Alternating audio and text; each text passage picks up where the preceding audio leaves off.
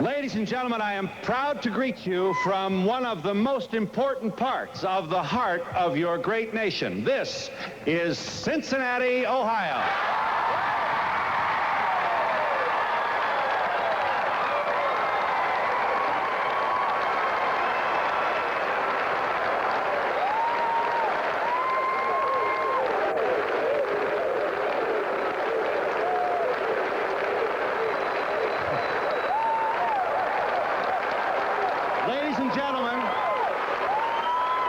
Ladies and gentlemen, it is my once-in-a-lifetime honor to present the greatest player in the history of baseball, Pete Rose.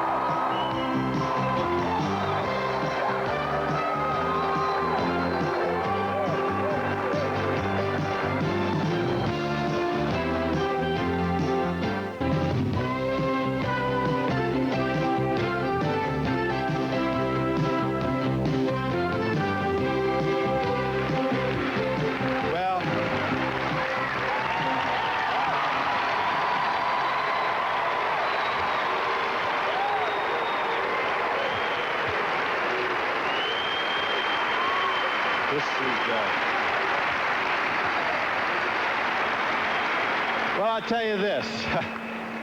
In a world where there are so many distracting headlines, this is, to be sure, a thrilling experience to be surrounded by so many happy people.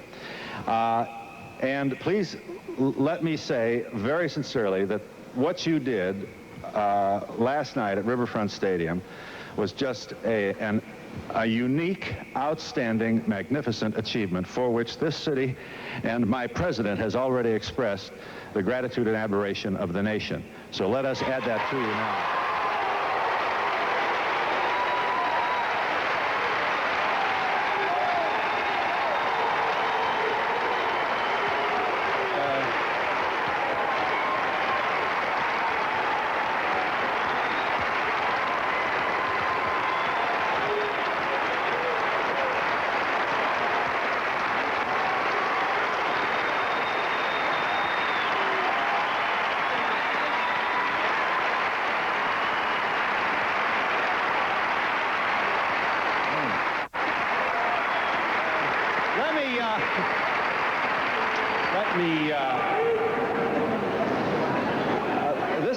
This has got to make you a little bit uncomfortable, Pete. Certainly you understand the attention you're receiving. Are you surprised at all by its intensity, the passion of the excitement that you've generated here?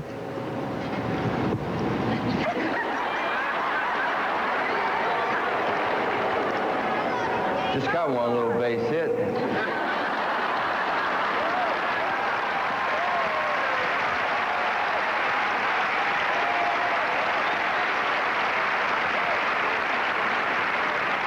Pete, I want to ask you a question.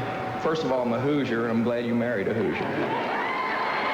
I want to know what your secret is to your longevity. I mean, there's not many guys your age can run and play the game like you do. Well, they introduced me to Wheaties, and that took over.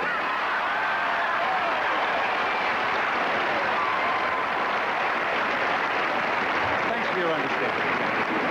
I graduated from Western Hills High School, and I'd like to know, what is your fondest memory of West High? Fondest memory of Western Hills? Well, it took me 5 years to get out of there.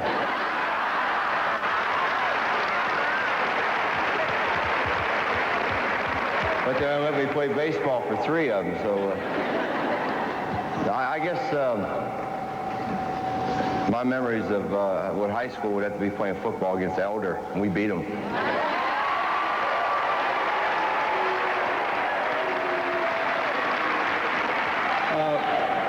Pete, Phil, I don't have a question, but Sit down, then. You just what? But I just want to say there's an ad you will not see in the want ads in the paper. No one will advertise for a manager for the next 50 years for the Cincinnati Reds.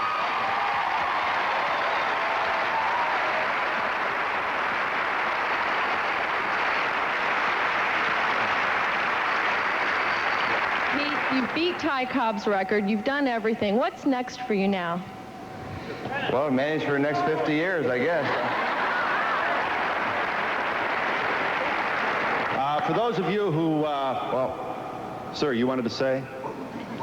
Let me just show one more time the moment at Riverfront as we tape. This happened last night. Roll that if you will, please. Here is Pete Rose, first at bat. If you have a lump in your throat, you're only human. And it's 2 balls, 1 strike on Rose. Everybody on their feet here in Cincinnati and a worldwide television audience watching these moments tonight here at Riverfront Stadium. 2-1 pitch from Schott.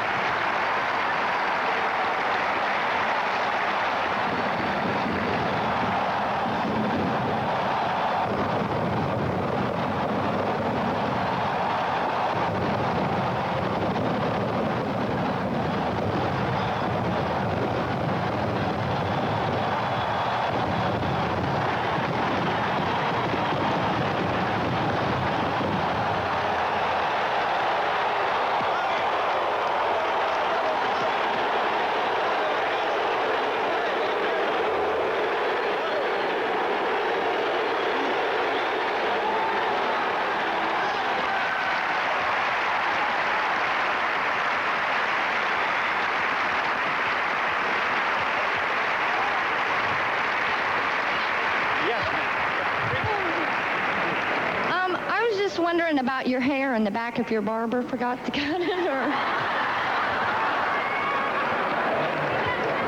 What'd you say? She wondered about your haircut. What's wrong with my haircut? Oh, she forgot to cut it off back here. Oh. Pete, I wanted to say that when Cincinnati saw the tears in your eyes last night, we shared those tears with you. That was wonderful.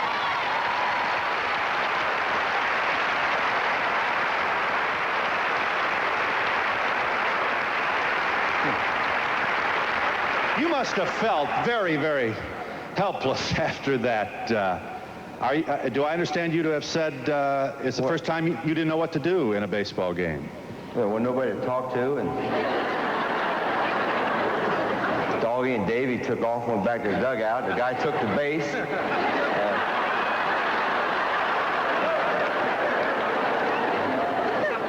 Marge parked the car too far for me to lean on.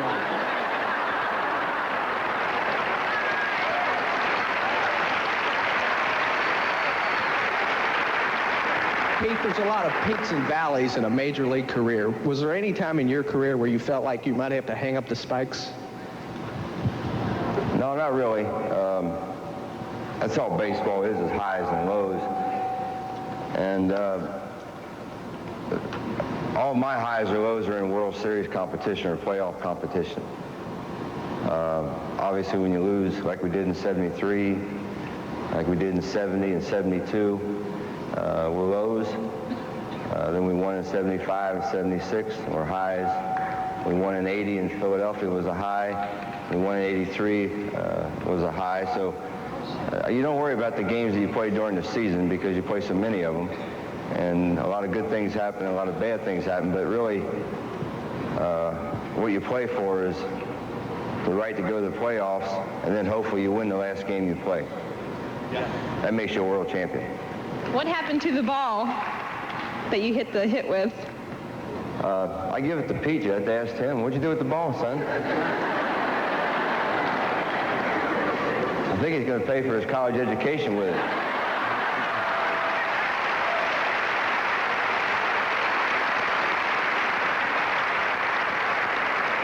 I mean, he's going to buy a college with it. I'd like to ask Pete if he'd like for Pete Jr. to break his record.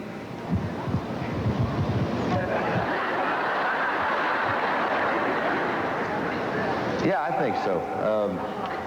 If it was going to be broken, I hope he does. Yeah. But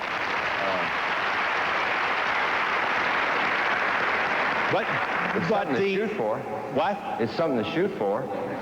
But are we to assume that you hesitated? Is that because of the pressure that attended all this? I mean, I assume there's some things about what happened to you in terms of media and so on that you wouldn't want to inflict on somebody else. No, I don't think I ever worried about that with him because I was a pretty good player when he was born, and if I was worried about that, I wouldn't have named me Pete Rose.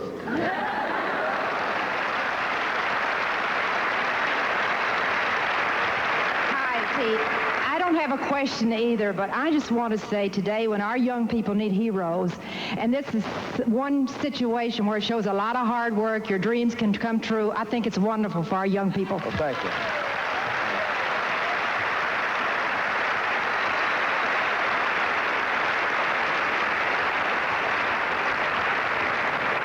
Pete, let's just for a moment try and go over some what I know is old ground for you.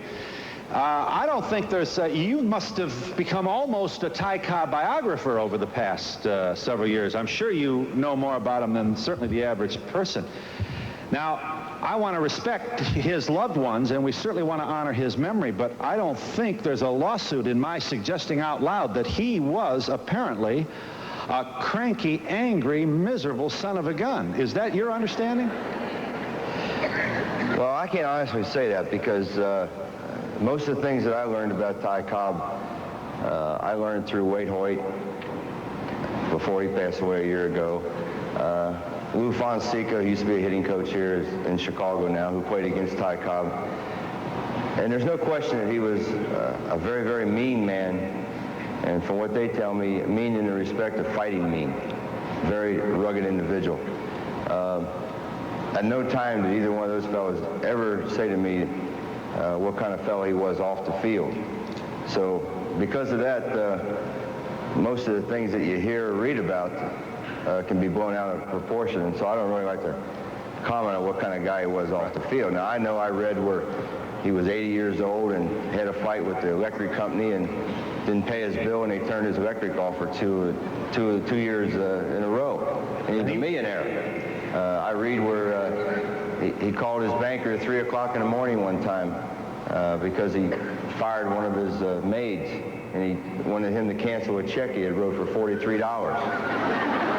He made the banker do it at 3 in the morning.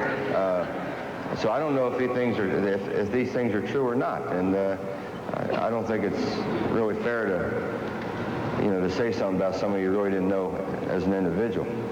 Also,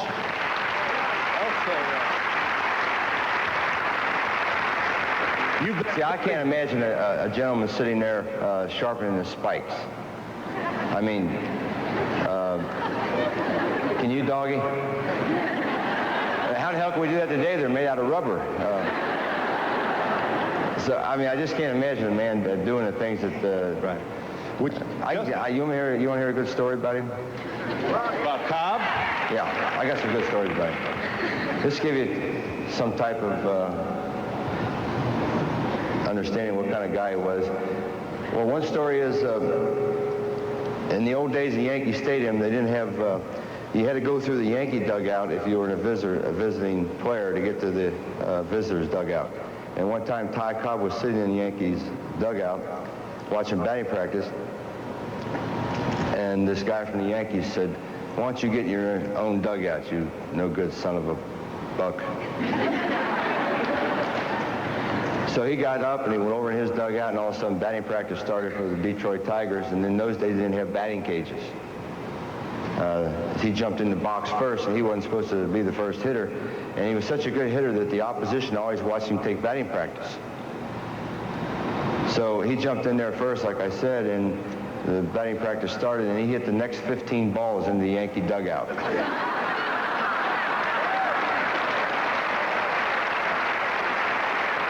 are in Cincinnati with Pete Rose, and we'll be back in just a moment.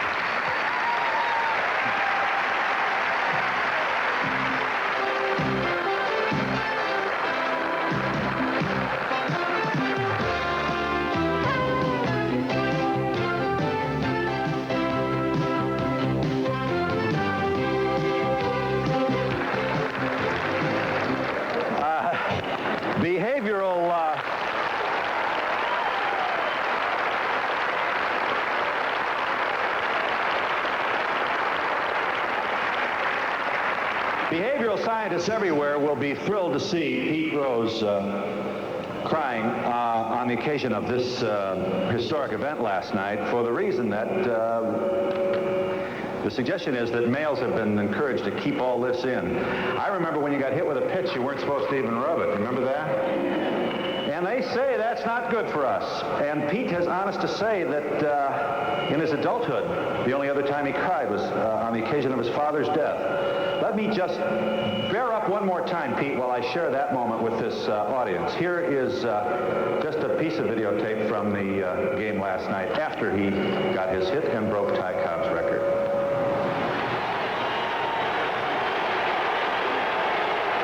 Just breathe it in.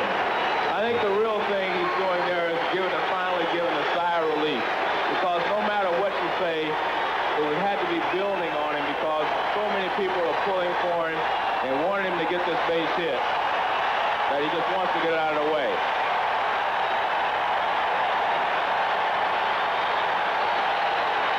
I think it's easy to imagine what goes through our mind at this moment. Boy, this is his game, it's his town, and it is his moment.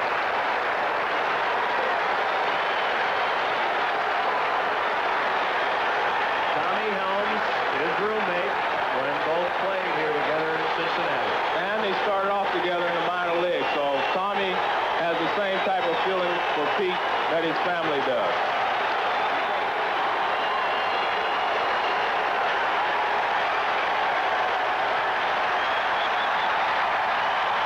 Son Petey Jr.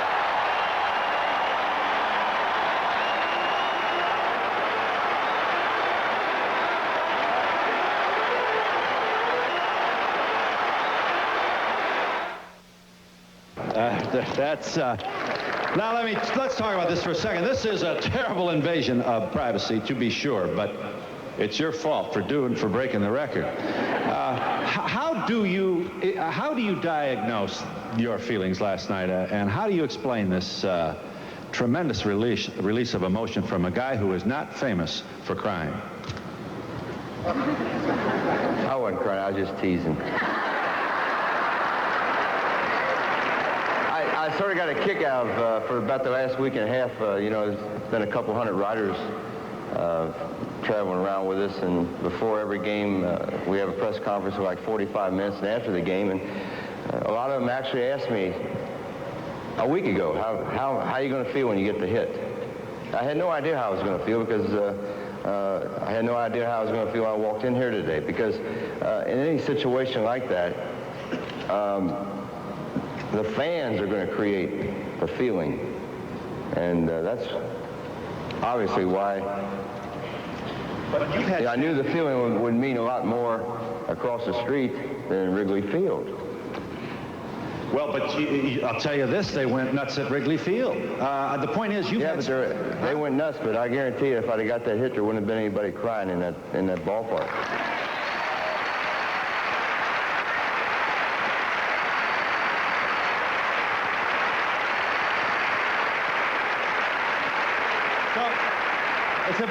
It's about roots then. Roots and boyhood and the river and your... Well, was there 50,000 people there last night?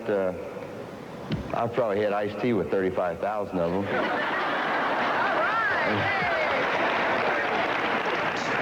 Two of my favorite sportsmen was Ernie Lombardi and Pete Rose.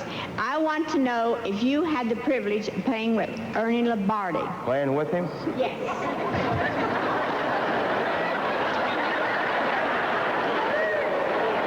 I must be old.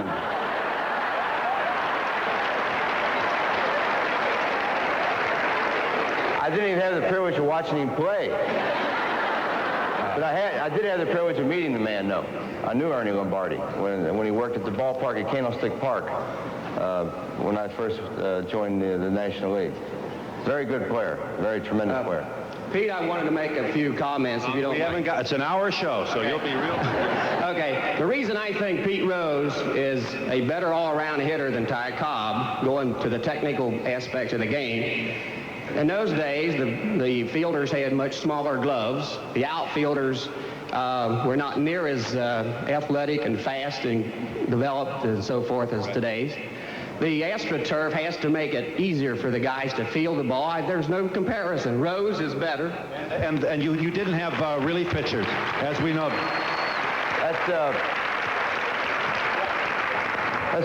You really don't do it that way because, Ty Cobb probably was the greatest hitter ever to play based on his 367 lifetime average. I don't care what league you're playing in. If you had 367, take it from me as a baseball player. And you really can't judge him because he excelled against the people he had to play against. And I did well against the people in my competition I had to play against. And there's no question that if I played back in the 20s, that I could be a real good hitter. If Cobb played today, he'd probably only hit 330. But he's 98 years old. He'd be 98 years old. And you can lose the battle. It's just the same comparison of trying to say that Babe Ruth was better than Henry Aaron, or Henry Aaron is better than Babe Ruth. You got to forgive us though for thinking about it. Sure, I understand that, but I just think it's a losing losing battle. But and if his outfield hits would not drop in today. First of all, he played in a league. I guess I do sound like Andy Cobb, and it is true. He must have been one magnificent fellow with his spatial skills as an athlete. But it was not an integrated league in which he played. So you had all that talent of color that never got to play against him. I think that's a significant difference between his game and yours. Well, there's a lot of differences, but I really don't like to compare see, as far as I'm concerned, I think the greatest player ever to play the game of baseball was Babe Ruth. And the reason I say this is Babe Ruth used to go into towns and play a 3 or 4 game series, and he actually saved franchise after franchise because of the attendance when he played the games. And because of him saving the franchises, it enabled baseball to keep going, and it's given us all the opportunity to play the game of baseball.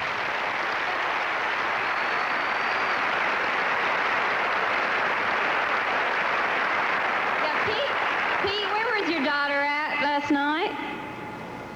Where was my daughter at? She was about 2 rows behind my wife. Maybe 1 row, I don't know. If you don't know where to look for, it's hard to pick her out among 50,000 people. Yes. Phil, they gave you a set of silver last night with 12 cups for every other record you've broken. What are some of those other records? Hey, I'm Pete. I'm not Phil, pal. Phil's up there. Phil, did they give you 12 cups last night? Most hits by a switch hitter, most singles, most... Well, Marge presented that to me, but she really hadn't given it to me yet, so I don't know what it says on there. Just like they give me the keys to the car, and I haven't found the car yet.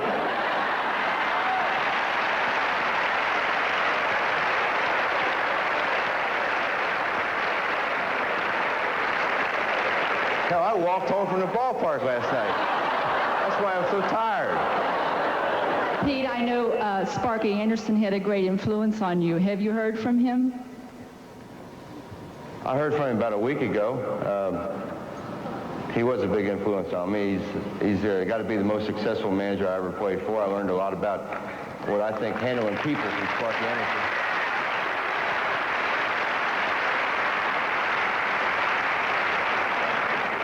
I didn't learn a damn thing from Sparky about hitting, right, doggy? Can you find us? We're way up here. Sir, not much time. Yeah. Pete, I've been admiring you for many a year.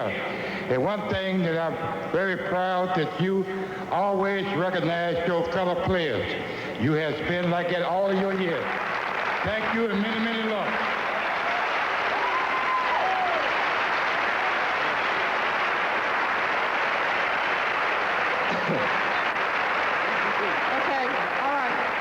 Bill, now don't forget, now last time we were here and you asked the lady a question up there, she got on my underwear, so be careful up there. I would just like to say, last night, I work in a health care facility here in Cincinnati, and you generated so much excitement and those older people last night that I can't tell you. I mean, they were telling me stories about when you first played, and the memories were just coming back, and I want to just say thank you for them. Thank you. And we'll be back in Cincinnati with Pete Rose in just a moment.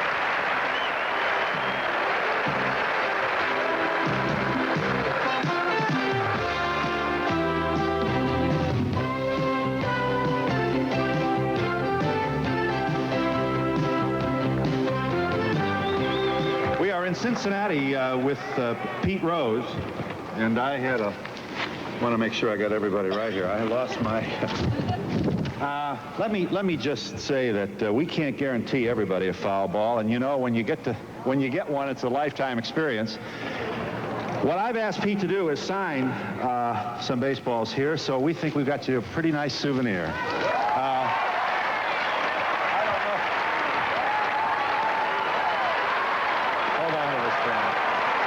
There's no fair way to do this. Up there, you ready?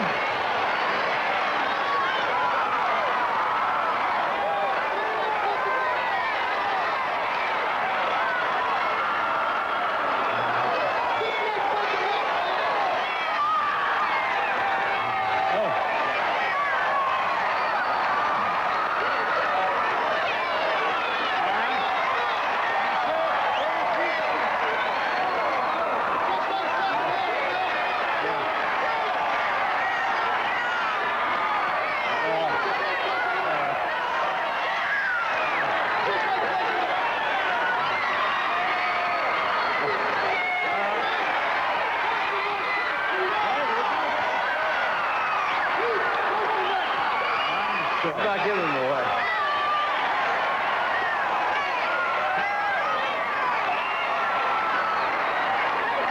There you go. All right, we got some more. I don't know how else to do it. You got a question?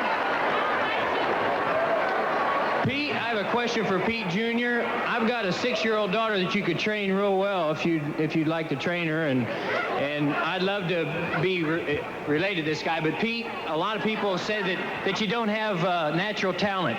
Can you thumb their nose at him today? No, I think they're right in some respect. When they say natural talent, right away they're thinking Roberto Clemente. Well, they're thinking that you don't have the speed of a Tim Raines, or you don't have an arm of a Rocky Colavito. So a lot of people don't have that. You know, but you have other things that make up for a lack of talent. I have good eyes, I have good hands, and my hand coordination is good, and Perez is the same way. I mean, you know, difference, he's 43, I'm 44.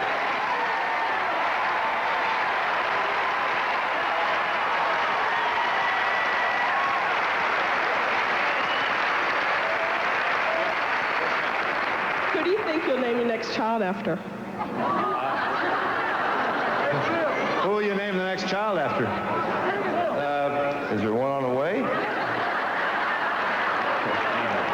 Yes. I don't know the skill level of your son in baseball, but if he didn't have the skill that you felt would make him a real successful player, would you be objective enough to steer him in a different career? Oh, you know, I don't force baseball upon my son. I think it's just the easiest way in the world to make a living.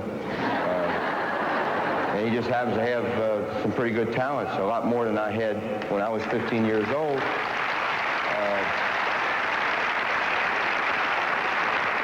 Plus, he's like every other athlete today. He's going to be bigger and stronger, probably quicker. And all I can do is expose him to the world of baseball, and I think he has a big advantage as far as being able to go to the ballpark and watching the best players in the world play every day and taking ground balls with the best players in the world. And if that rubs off on him, he's got a good chance. Eduardo, Perez, and Victor the same way. And all you can do is expose. I'd rather him be down there taking ground balls on the AstroTurf than walking around on the streets at night.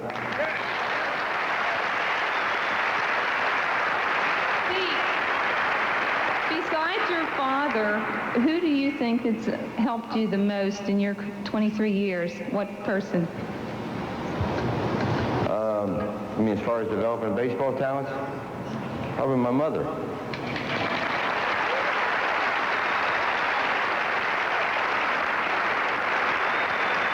Then my uncle. My uncle was a scout for the Reds who signed me to a contract. And see, that's the thing about staying in first base. You don't want to start thanking people because you don't have enough time. You know, when you play big league baseball for 23 years, you bat 15,000 times. Obviously, there's more than one or two people to thank. Hell, I played baseball in 1960 when I got out of Western Hills High School and joined the Geneva Reds. And Tony Perez was the second baseman on that team. And he was just 2 months. I was 2 months. He was 2 months out of Cuba. That's how far back Tony Perez and I go. So we sort of watched each other grow, and we grew together. Let's make this official. We are pleased to have at hand two of your closest friends, Pete. Here are Tony and Pituka Perez. Would you kindly both stand?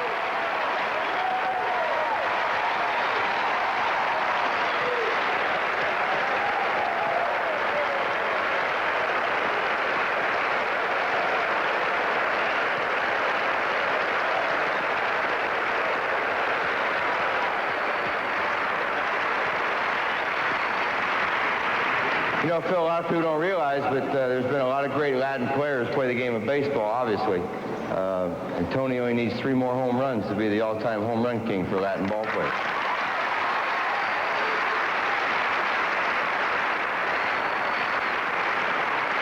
All he's got to do is be able to crack the lineup.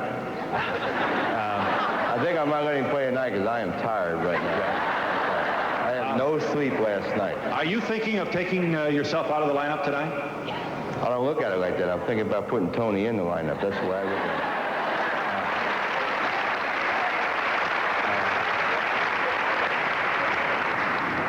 it. My sister's the only Reds fan in Haley, Idaho. Her name's Mary. She called me 2 o'clock this morning and said, give Pete my best. So it's for Mary. Idaho, huh? Pete, it broke my heart when you left Cincinnati. Did you always know you would be back? Honey, it broke my heart, too. No, I'll be honest with you. As long as the people who were running the ball club when I left were still with the ball club, I didn't think I'd ever come back. See, I had never convinced myself that the fans wanted me to leave or my teammates wanted me to leave or people who worked at the ballpark wanted me to leave. But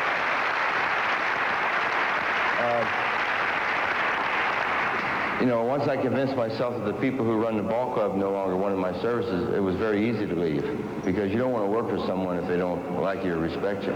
But I'm happy to be back now.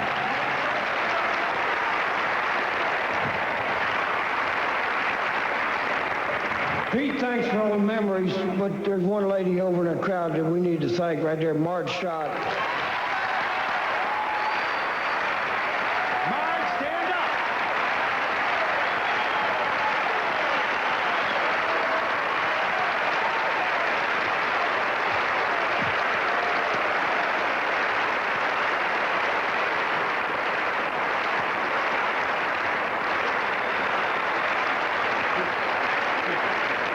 You know, with all the talk, it's not possible to own a baseball franchise today without getting yourself interviewed good, upside down, every way. They want to know about drugs, about money, about trades, about television revenue, and so on. This has been something. I imagine you must be a very exhausted woman, but a very happy one. Marge, are you going to make money this year? Who cares?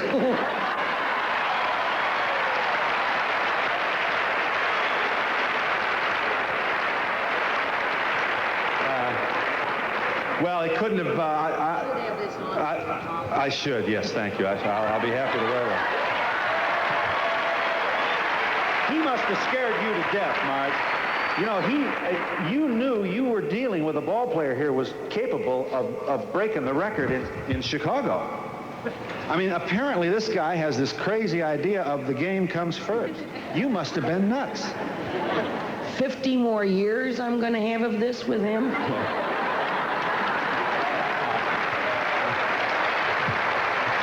Pete, you're here to tell us that your heart was totally into trying to get a hit the last time at bat at Wrigley Field? Yeah, but I couldn't see a damn thing, so I wasn't worried about it. It was dark. I couldn't even see Lee Smith. He's 6'6". But you were trying to get a hit. You'd have broken this town's heart. I hit a ball right on the nose the fourth time up to the shortstop.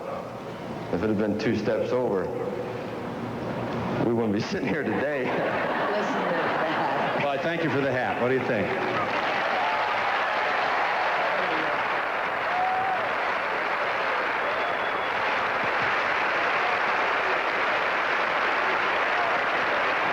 I'm over here. Yeah. All right. Hang on. Yes. I just wanted to ask Pete how he slept last night, or with the ecstasy of the feeling that you had. Was there a high euphoria of trying to calm down? Well, first of all, I didn't leave the ballpark till about 1:45. Then from the ballpark, we went to the precinct to eat because I hadn't had anything to eat since breakfast. So then I got home about 3:45, and I had to get up at 6 to do the Today and Good Morning America and CBS. And you're asking me how I slept? Pete, like a dog named Shotzi.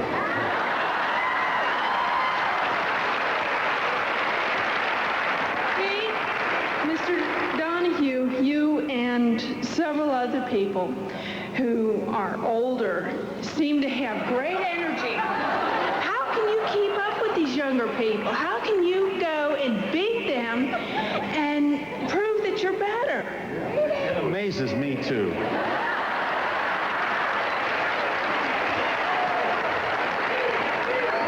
We've cut down on other activities, honey. We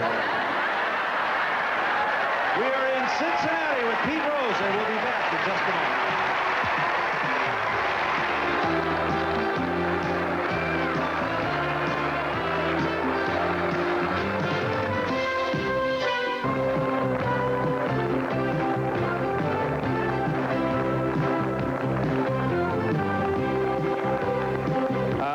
Petey Rose probably got some more attention than any young man would want, especially at this age, but we are all impressed with the way you've handled the heat here of your father's celebrity status, especially over the past several. How old are you, Pete? 15. And do you switch hit? No, I just hit left-handed. Did you talk about that to your dad, or certainly must... Your father encouraged you to switch hit. Father and uncle, right. You just don't want to, or you were too far gone as a left-handed owner by the time you thought about it? No, he just told me, learn how to hit one way good, and then, he hadn't convinced me that he needs to be a switch hitter. Stan Musial wasn't a switch hitter. Babe Ruth wasn't a switch hitter. What determines whether you need to be? If he has problems with left-handers. Uh-huh. See, Perez don't have trouble with right-handers, so you don't have to switch it.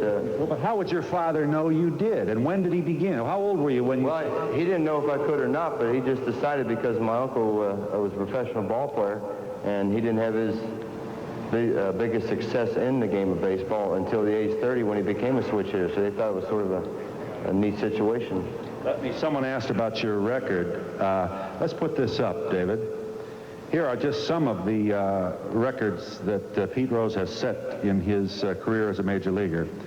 And highlights. Most valuable player of the decade in the 70s. How's that? All-time major league record for most seasons of 200 or more hits.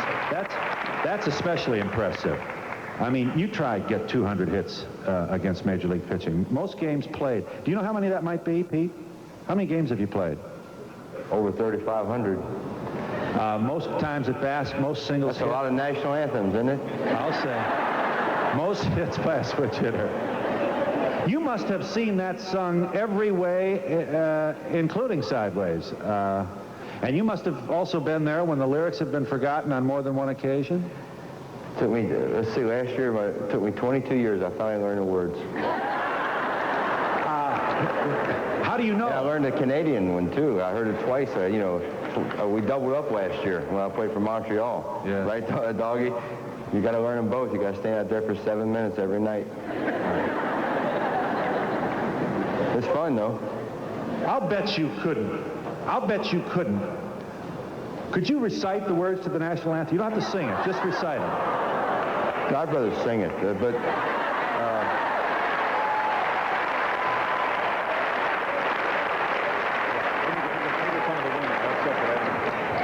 Yes. Yeah, I'm trying to get way back here. Where are they? He likes that area up there, doesn't he? Pete, I'd like to know your opinion on all these high school athletes that are turning pro. Do you think that's such a good idea, or do you think college education is more important? Yeah, I think it's all right, man.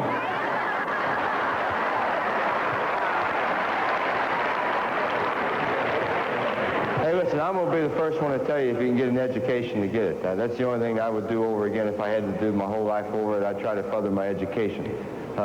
Fortunately for me, I proved that you don't have to have a lot of brains and make a lot of money. But that doesn't happen to everybody. And if you have the opportunity to go to college, go to college. And then play.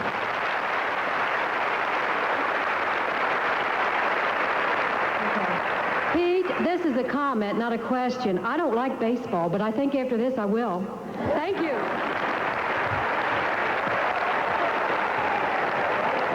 I tell you what, honey, Tuesday night when I went over 4 and we lost, I didn't like baseball either. But then Reuben told me to start having fun again, so I got a hit last night. I love baseball. Baseball been very, very good to me.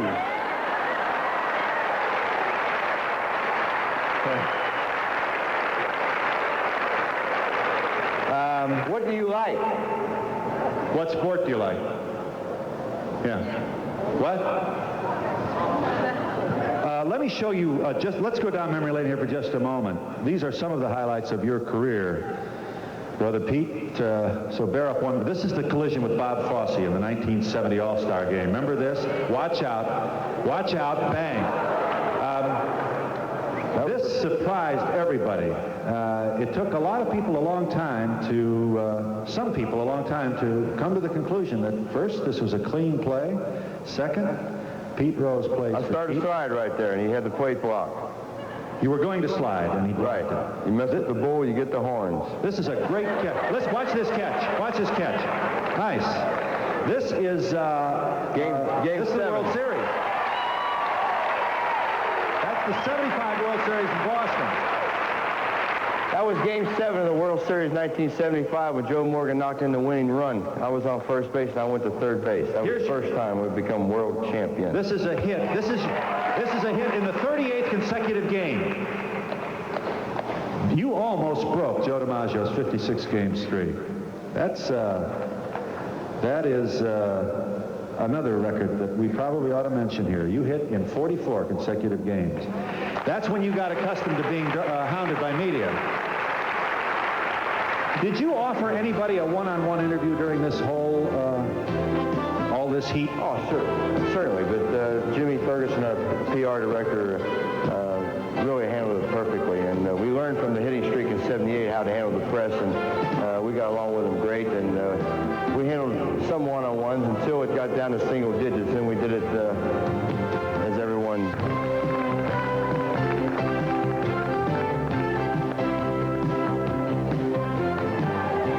I want to thank Bill Burgish as well, Vice President of the Reds, for all his cooperation. This has been something. Jimmy Ferguson's been very good to us as well.